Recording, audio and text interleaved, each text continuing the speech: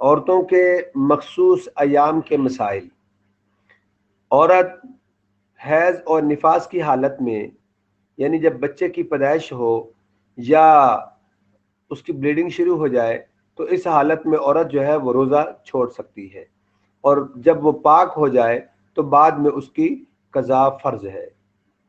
Number 2، بعض خواتین رمضان کے پورے روزے رکھنے کے لیے میڈیسن استعمال کرتی ہیں، کیا ایسا کرنا جائز ہے؟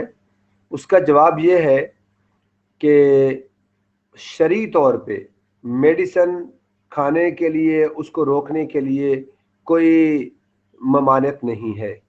اگر وہ میڈیسن کھائے اور اس کی صحت کے لیے نقصان نہ ہو تو ایسا کر سکتی ہیں۔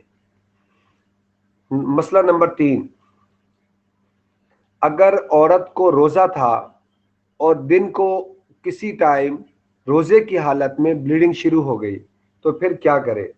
اس کا جواب یہ ہے کہ بلیڈنگ شروع ہوتے ہی اس کا روزہ جو ہے وہ خود بخود ختم ہو جاتا ہے، تو اب اس کی مرضی ہے وہ کچھ کھا پی لے یا نہ کھائے۔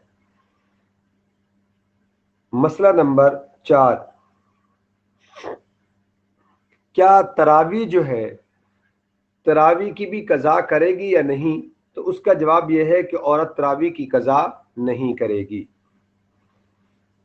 جی آگے مسئلہ یہ ہے کہ اگر کوئی آدمی اپنے ہاتھ سے ڈسچارج ہو جائے اس کا کیا حکم ہے؟ جواب اس کا یہ ہے کہ اس کا روزہ جو ہے وہ ٹوٹ جائے گا اور شام تک کھائے پیے گا نہیں، اور رمضان کے بعد اس کی قضا واجب ہے، ضروری ہے۔ اسی طرح اگر کوئی آدمی کسی عورت کو دیکھتے ہی ڈسچارج ہو جائے، فارغ ہو جائے، اس کا کیا حکم ہے؟ جواب اس کا یہ ہے کہ اس کا روزہ جو ہے وہ نہیں ٹوٹے گا۔ ہاں اگر اس نے کسی عورت کو ٹچ کیا، ہاتھ ٹچ کیا، اس کو چھوا، یا بیوی کے ساتھ اس نے بوسہ کنار کیا، اس صورت میں اگر وہ فارغ ہو جائے تو اس کا جو روزہ ٹوٹ جائے گا، لیکن اس قضا ہوگی، کفارہ نہیں ہوگا۔ ہاں اگر کسی آدمی نے روزے کی حالت میں میاں بیوی آپس میں مل گئے اور اس جمع کر لیا، اس صورت میں قضا بھی ہے اور کفارہ بھی ہے، اور ایک روزے کا کفارہ جو ہے وہ 2 مہینے لگاتار روزے رکھنے ہیں۔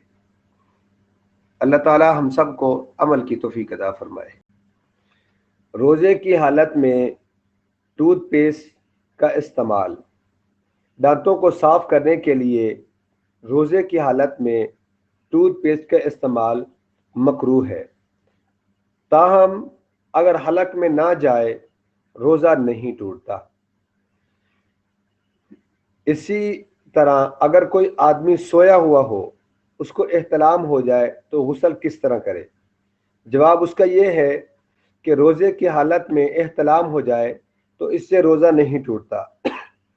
روزہ دار کو غسل کرتے وقت اس بات کا اہتمام کرنا چاہیے کہ پانی حلق سے نیچے نہ اترے اور نہ دماغ میں پہنچے، یعنی اس کو کلی کرتے وقت غرہ جو ہے وہ نہیں کرنا چاہیے، اور ناک میں پانی بھی زور سے نہیں چڑھانا چاہیے تاکہ دماغ تک نہ پہنچے۔ حضور صلی اللہ علیہ وآلہ وسلم روزہ کس چیز سے افطار کیا کرتے تھے؟ جواب اس کا یہ ہے کہ نبی کریم صلی اللہ علیہ وسلم عموماً کھجور یا پانی سے روزہ افطار کیا کرتے تھے۔